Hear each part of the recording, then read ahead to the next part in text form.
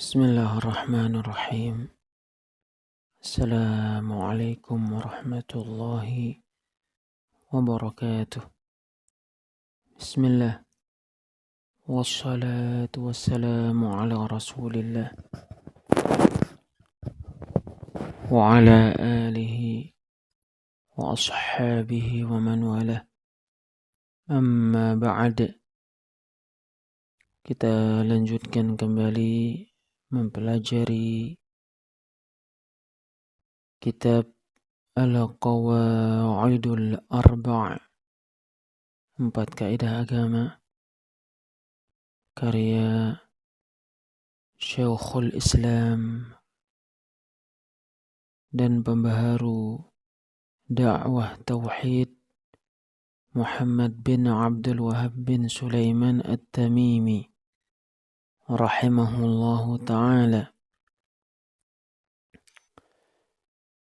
yang dijelaskan oleh Fadilatul Syekh Al-Allamah Abdul Aziz bin Baz rahimahullahu ta'ala. Perincian tentang syafaat telah berlalu. Sesungguhnya syafaat 2 macam.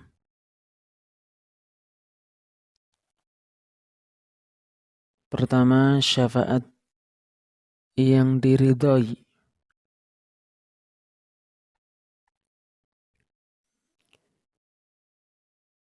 Ia adalah syafaat yang diizinkan dan diridhai oleh Allah. Seperti syafaat Nabi untuk ahli mauqif sallallahu alaihi wasallam, sampai Allah memutuskan perkara di antara mereka dengan izinnya subhanahu wa ta'ala. Dan seperti syafaat Nabi untuk ahli tauhid, sehingga mereka masuk surga dengan izin dan keridhaan Allah subhanahu wa ta'ala. Kedua, syafaat yang batil. Ia adalah syafaat yang diminta oleh orang-orang musyrik dari selain Allah,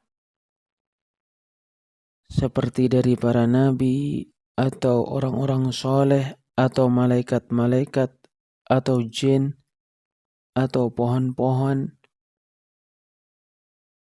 dan ia adalah syafaat yang batil. Allah Ta'ala berfirman tentangnya, فَمَا تَنْفَعُهُمْ شَفَاعَةُ الشَّافِعِينَ. Maka syafaat para pemberi syafaat tidak bermanfaat untuk mereka, yaitu untuk orang-orang musyrik, orang-orang yang beribadah kepada selain Allah. Surat Al-Muddathir ayat 48. Ma lil-zalimina min hamimin wala syafi'in yuta'.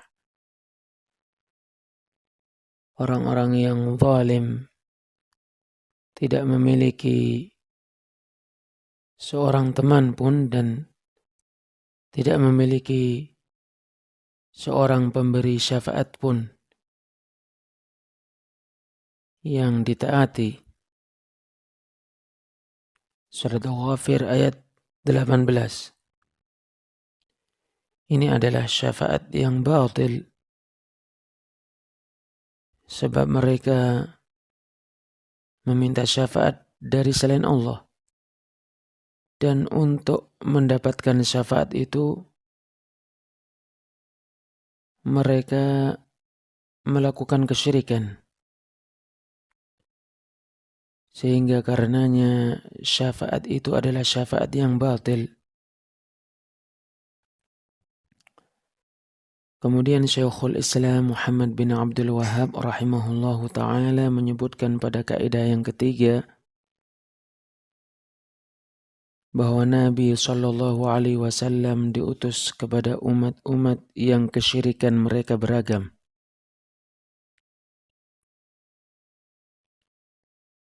Maka di antara mereka ada yang beribadah kepada para nabi. Di antara mereka ada yang beribadah kepada para malaikat. Di antara mereka ada yang beribadah kepada orang-orang soleh. Di antara mereka ada yang beribadah kepada jin. Di antara mereka ada yang beribadah kepada pohon-pohon dan batu-batuan. Dan di antara mereka ada yang beribadah kepada bulan. Syekhul Islam Muhammad bin Abdul Wahhab rahimahullahu ta'ala menyebutkan dalil-dalil yang menunjukkan hal itu. Seperti firman Allah Jalla wa'ala, وَلَا يَأْمُرَكُمْ أَن تَتَّخِذُوا الْمَلَائِكَةَ وَالنَّبِيِّينَ أَرْبَابًا. Allah tidak memerintahkan kalian menjadikan para malaikat dan nabi-nabi sebagai Rabb, sebagai sesembahan-sesembahan selain Allah. Aya'murukum bil kufri ba'da idh antum muslimun. Apakah Allah memerintahkan kalian untuk melakukan kekafiran setelah kalian beragama Islam? Surat Ali Imran ayat 80. Maka Allah menjadikan peribadahan kepada para malaikat dan para nabi kekafiran. Allah menyebutkan pada kisah Nabi Isa alaihissalam bersama orang-orang Nasara. Ma qultu lahum illa ma amartani bihi. Tidaklah aku mengatakan kepada mereka kecuali apa yang engkau perintahkan kepadaku untuk mengatakannya. An i'budullaha rabbi wa rabbakum, yaitu beribadahlah kepada Allah Rabbku dan Rabb kalian. Wa kuntu alaihim syahidan ma dumtu fihim. Aku menyaksikan mereka selama aku di tengah-tengah mereka. Falamma tawaffaitani kunta antar raqib alaihim. Lalu ketika engkau mewafatkanku, engkaulah yang maha mengawasi mereka. Wa anta ala kulli syai'in syahid. Engkau wahai Allah maha menyaksikan segala sesuatu. Surat Al-Ma'idah ayat 117.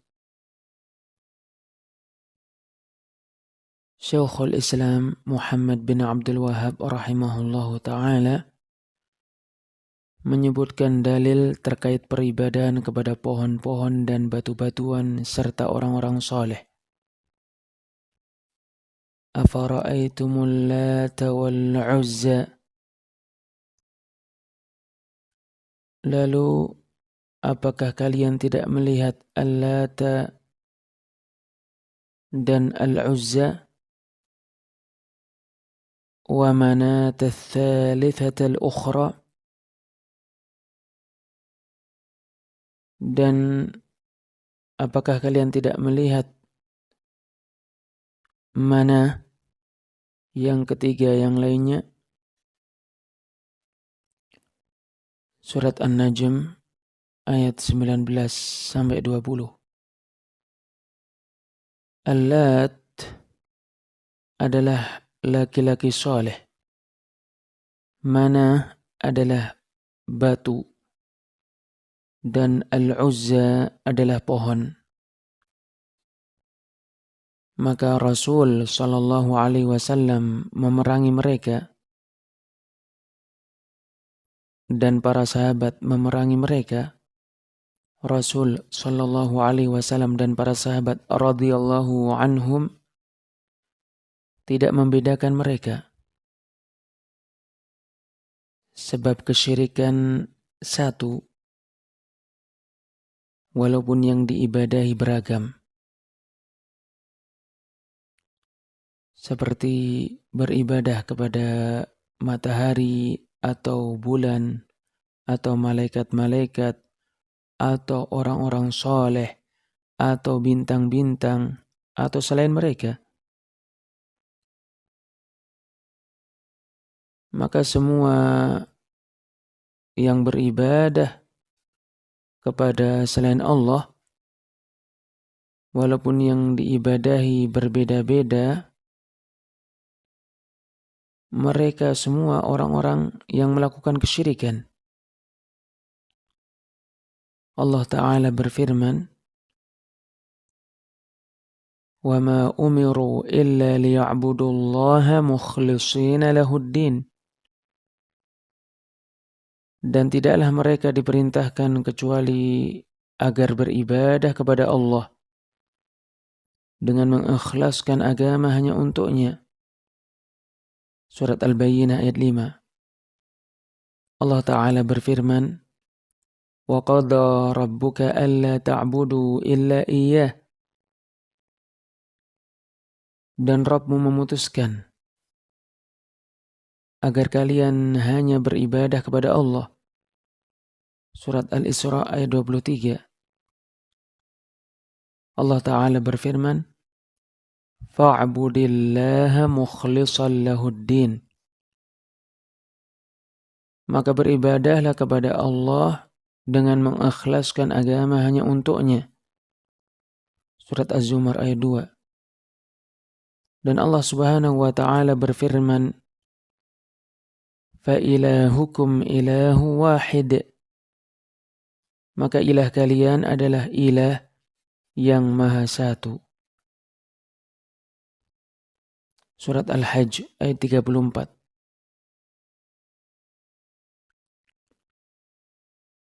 Maka barang siapa menyelisihi ayat-ayat ini dan yang semakna dengannya,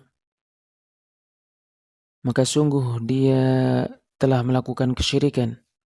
Sama saja dia menyekutukan Allah dengan para nabi,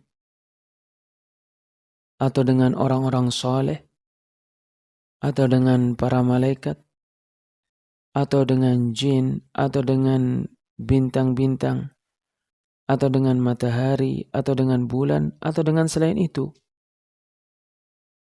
Oleh karena inilah Allah Jalla wa'ala menurunkan ayat kepada nabinya terkait orang-orang yang berbuat syirik terhadap Allah. وَقَاتِلُوهُمْ حَتَّى لَا تَكُونَ فِتْنَةً. Dan perangilah mereka sehingga tidak terjadi fitnah. Fitnah yaitu kesyirikan. وَيَكُونَ الدِّينُ كُلُّهُ لِلَّهِ. Dan sehingga agama semuanya menjadi milik Allah. Surat Al-Anfal ayat 39. Maka kesyirikan disebut fitnah. Sebagaimana terdapat pada firman Allah Ta'ala, وَقَاتِلُوهُمْ حَتَّى لَا تَكُونَ فِتْنَةً. Dan perangilah mereka sehingga fitnah tidak terjadi. Yaitu sehingga perbuatan menyekutukan Allah, perbuatan syirik terhadap Allah tidak terjadi. Dan sehingga agama semuanya menjadi milik Allah.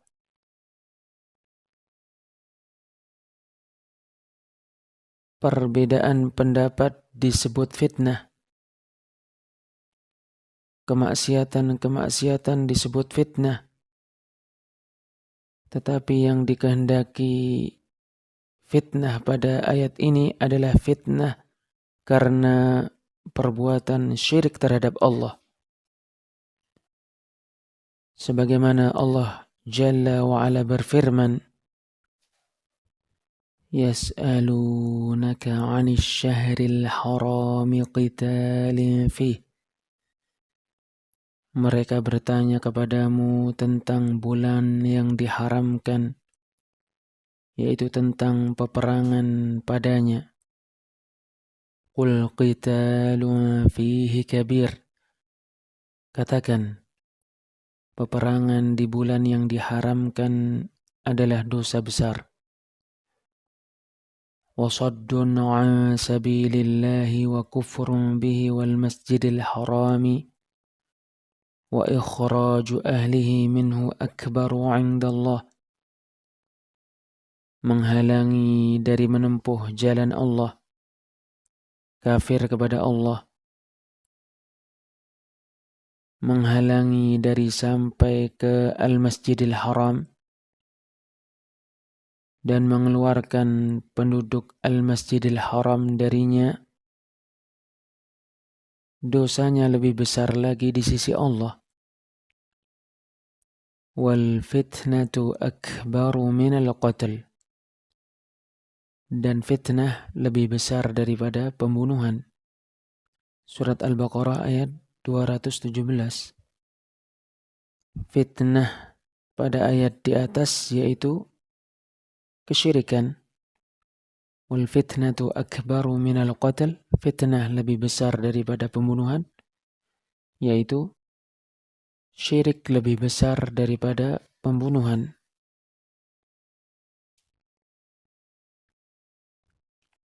Maka firman Allah Ta'ala itu menunjukkan bahwa kewajiban yang harus dilakukan oleh para pemerintah memerangi para penyembah, memerangi orang-orang yang beribadah kepada selain Allah secara mutlak. Siapapun dia, apabila telah diajak kepada Allah dan telah diberi bimbingan,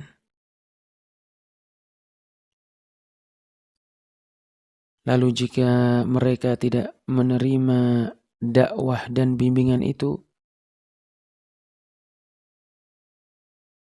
maka wajib memerangi mereka sesuai dengan kemampuan.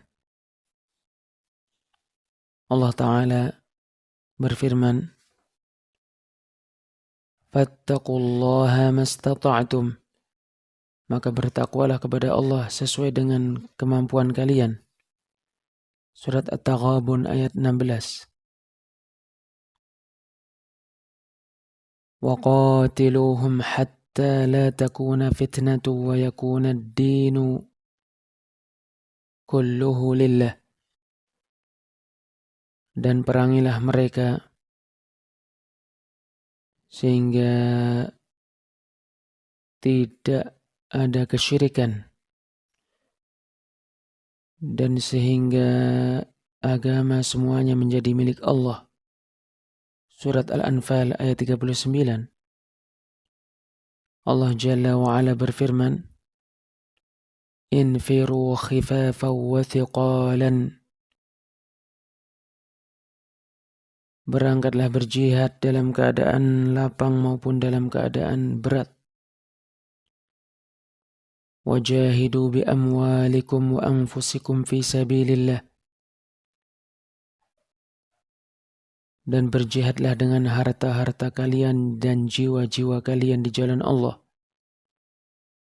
Dzalikum khairul lakum in kuntum ta'lamun.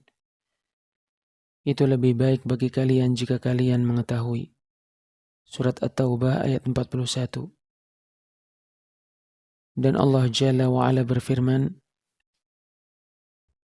Ya ayyuhalladzina amanu hal adullukum ala tijaratin tunjikum min adzabin alim. Wahai orang-orang yang beriman, tidakkah kalian ingin Aku tunjukkan kepada kalian perdagangan yang menyelamatkan kalian dari siksaan yang sangat menyakitkan. Tu'minuna billahi wa rasulihi wa tujahiduna fi sabilillahi bi amwalikum wa anfusikum. Yaitu kalian beriman kepada Allah dan Rasulnya, dan kalian berjihad di jalan Allah dengan harta-harta kalian dan jiwa-jiwa kalian. Dzalikum khairul lakum in kuntum ta'lamun. Itu lebih baik bagi kalian jika kalian mengetahui. Termasuk dalil dari hadis yang berkaitan dengan peribadahan kepada batu-batuan dan pohon-pohonan adalah hadis yang diriwayatkan Abu Waqidin al-Laythi radhiyallahu anhu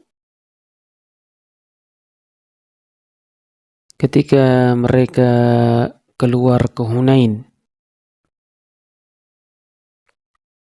Pada waktu itu mereka baru saja meninggalkan kekafiran. Mereka melewati orang-orang dari orang-orang musyrik beribadah kepada pohon sidrah. Manusia-manusia dari orang-orang musyrik itu mengagungkan pohon itu dan menggantungkan senjata di atasnya.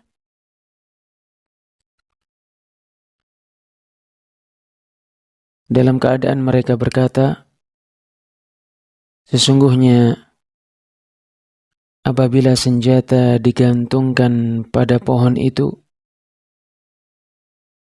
maka senjata itu lebih tajam dan lebih kuat. Sehingga orang-orang muslim berkata kepada Rasulullah sallallahu alaihi wasallam, ij'al lana dhata anwat.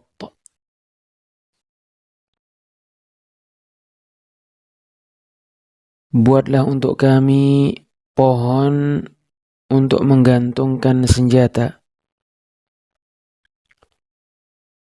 Kama lahum dhatu anwat.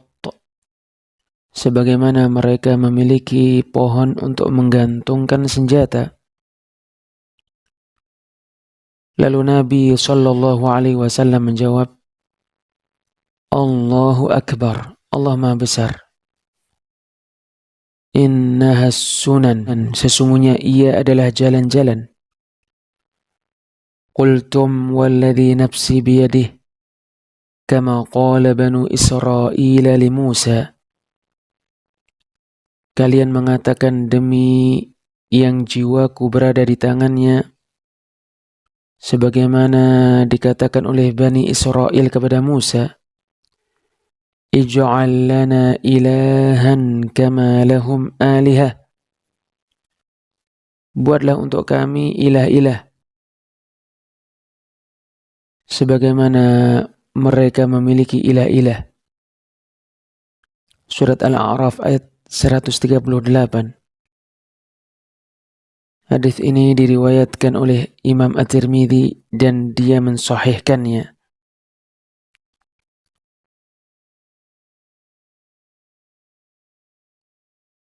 Maka Nabi menjadikan permintaan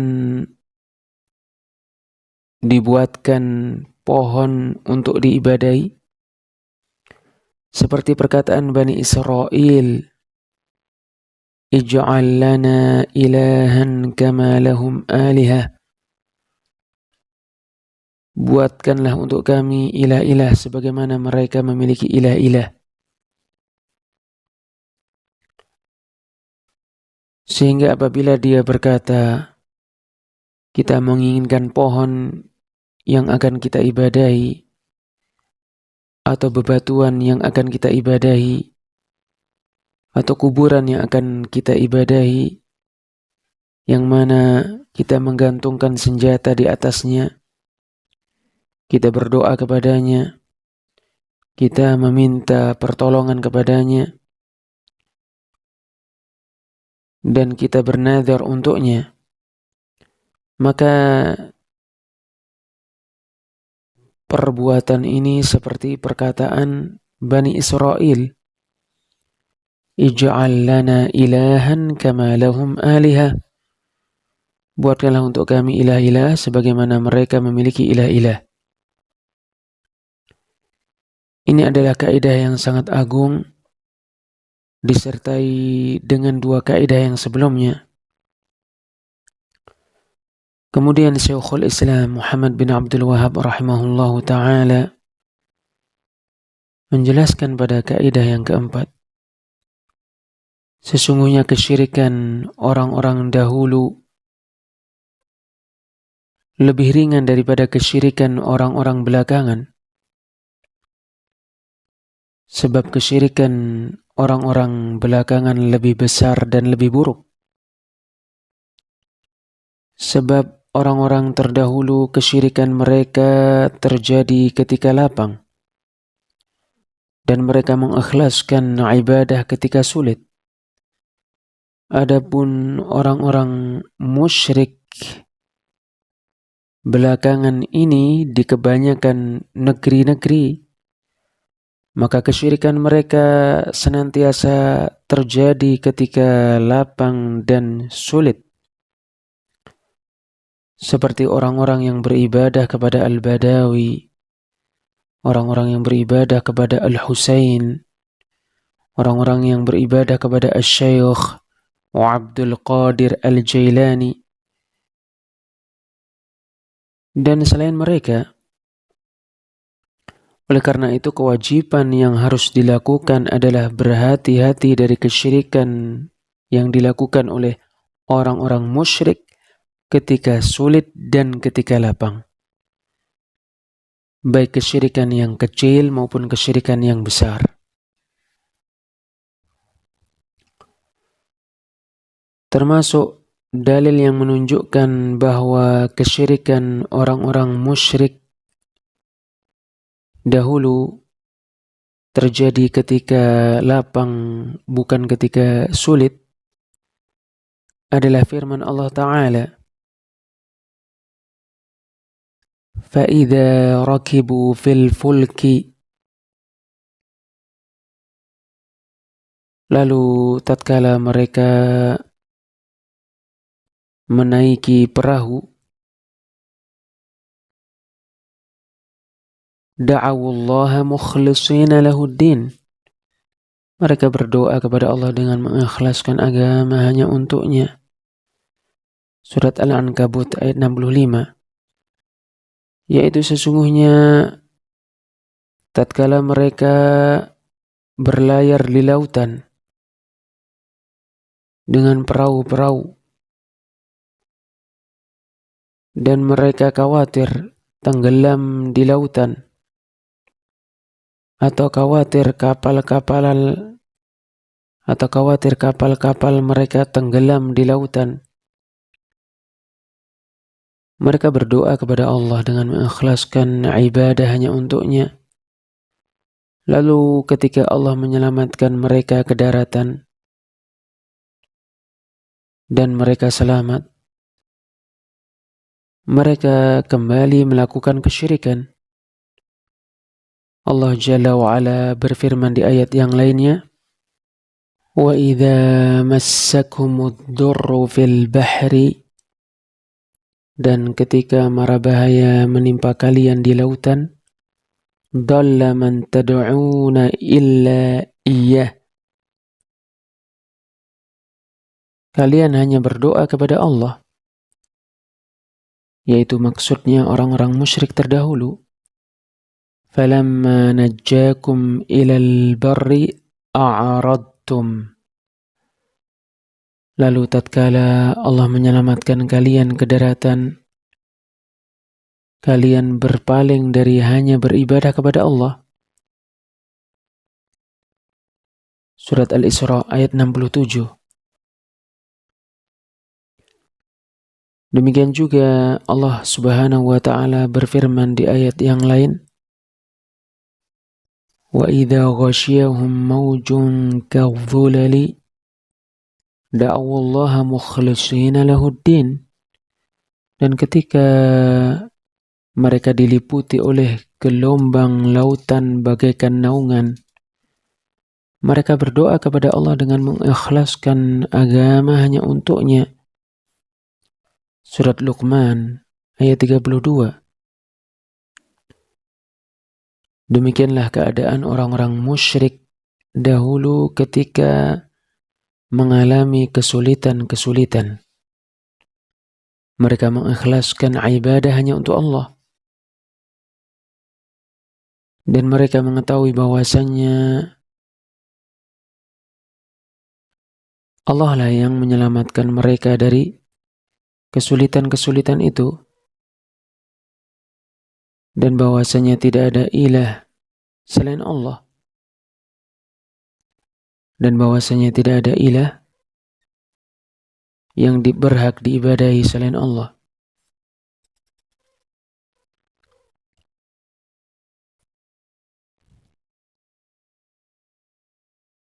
Dan ketika masa lapang datang, mereka terjerumus ke dalam kesyirikan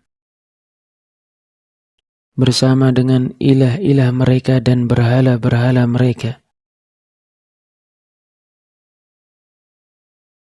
Adapun orang-orang musyrik di masa ini, di waktu ini, maka kesyirikan mereka senantiasa terjadi sebab tidak ada basyarah pada mereka,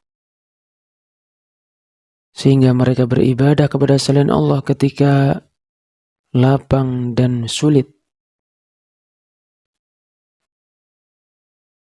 Mereka tidak bisa membedakan karena lemahnya akal-akal mereka dan karena kejahilan merajalela di tengah-tengah mereka.